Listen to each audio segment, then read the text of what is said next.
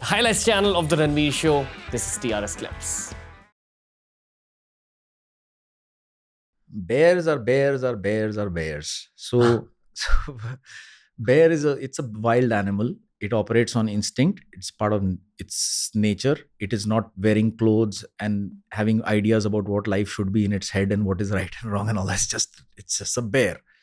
So so uh, bears, they look very cute and all of that, but when you see one real, like, without any barrier in between, they can be extremely terrifying. And they are extremely, the way they look is absolutely different to what they can do. They can tear a person apart. They have extreme amount of strength in them, extremely long sharp claws. With one swipe they can take off your scalp.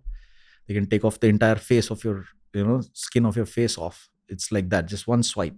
They're very long nails that they have, their claws basically, and then their teeth and things like that, and extreme amount of power and speed. So it's a it can be extremely dangerous. Most dangerous animal in Indian forests? Danger depends on what manifests. No, scorpion can make your life very very terrible if it bites you, and a leopard can come and sit next to you and walk off, and it's not dangerous. So most dangerous would be like a mother bear, a bear with cubs. So if a bear has got, like, she has cubs, and she's most likely to attack. Otherwise she may let you pass. So it's like that. In fact, uh, i've I've had encountered bears in a couple of occasions, but this one was like the mother bear.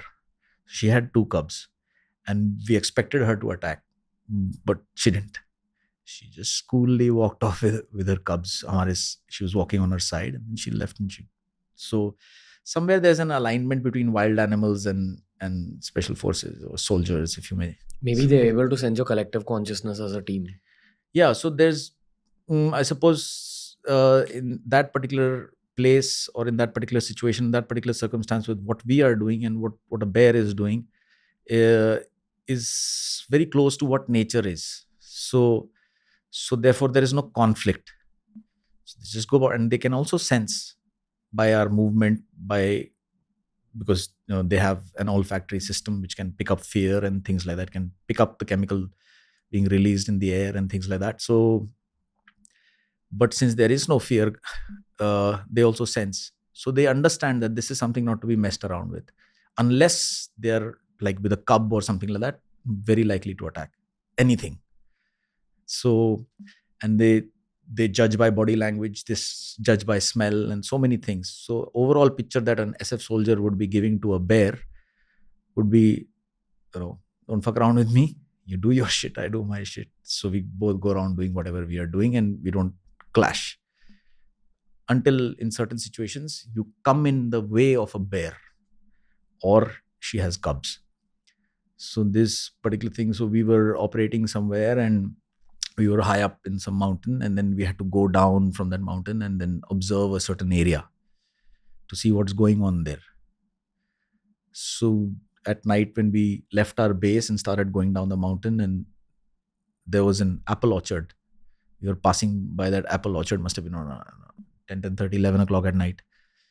So there was these people, villagers, sitting in the apple orchard with, having lit fires and this. And I remember thinking that, why are these guys sitting in this apple orchard at this time of the night? Why are they there? Why are they not there in their houses? And like, we had to obviously avoid them and then go further deep down and da da da.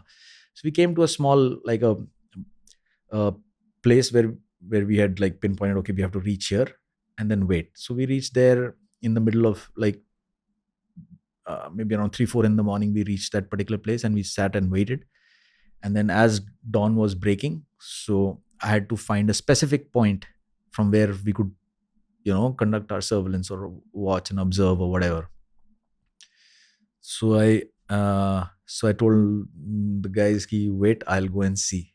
So I took my weapon and I started roaming around in that forest, looking for a place where I could get a good viewpoint. So if you see if this is the top where we were sitting, we had come down from, like this is here was the apple orchard, and then we reached here, and then here was the target that we had to survey. And I started moving from here like this through these, like I was going cross around the mountain like that. And at one, I suddenly arrived at a cave, a small cave, and I saw that cave, and there was a like a thick mattress of dry grass which had been kept, and was looking like somebody has made a bed. So, and it was obviously someone has made it. It's not natural. Someone has collected all of this thing and made a very comfortable bed inside this cave. And there was this big, huge lump of shit lying next to it. So I was looking at that and I was thinking, yeah, this is not human shit. Obviously, who will shit so much? And then, and there was seeds in it and all that things like that. So I was not able to figure out. Sounds like my ex-girlfriend. Sorry, go on, go on. Ooh. Go on. I don't think she's going to be very happy about that. Sorry. Joke थी यार. Okay, go on. तो क्या बोलते हैं, I was just wondering, what is this करके, but I didn't have time to sit and think too much, and I was beginning to feel that it's not a safe place, but I had to look further ahead. So I left that and I went a little further, and I found a place. This was the edge of a cliff, and there was just a little space for all of us to just 5-6 of us to sit in one very tight spot, and from there, but there was an entire a viewpoint. So I came back, and then we sat through the whole day, and then at night we slowly moved into that place, and then we sat down, and I was sitting in the lead, and my legs were hanging off the cliff, and I had a big fat thermal imager on my lap, and I was basically looking at all the movement that was going on with the thermal imager. Somewhere around maybe 9:30, 10:30, around that time, early night, I started hearing a heavy movement, like something very, very heavy, or multiple people moving through the forest below us. But I couldn't see inside the forest, so I thought that there's some enemy coming or whatever, and we were all just getting ready, and then suddenly out into the open come these two big bears below us, about maybe 80 feet or so, 100 feet below us, and they started moving up right towards us, and they kept climbing up, and then finally they reached right in front of us, let's say where this door is, maybe another half distance more than this door. That much distance, these two bears came up, and then one bear stood up, and then he smelt us. So he smelt us and then stopped, and then it left. I realized that that cave that I saw was these bears' cave, and I'm sitting on their path. So the bear tried to first climb up. He decided to avoid us, and then started to climb up, and then got stuck in the cliff upper, came down. The other bear kept waiting there. That bear came down and then went down and tried to circle us, and then climb up from there, got stuck there also. And it came back down and reached the same point, and then it stood up there and charged. So it gave a full charge like that, and we were all sitting in one line like this, and I was right in front, and there was a cliff on which I was. There was no space. There was no running away, no nothing. So as it charged, so I lifted my weapon up and came full on, and it was as you are probably around here, it was standing in front of me, and it was roaring into my face. It stopped 2 meters away from you? Yeah, just even closer than this. It just charged straight away, full charge. It came, and then stood up and roared, spit was falling like that. But it didn't attack you? Yeah, so it all happens like that, no. So I had the weapon up, and in fact, that day was the first time I had carried some fancy weapon into that operation. The bullets were small. So, and then plus, if you open fire, there's the whole valley will ring with the sound of gunfire.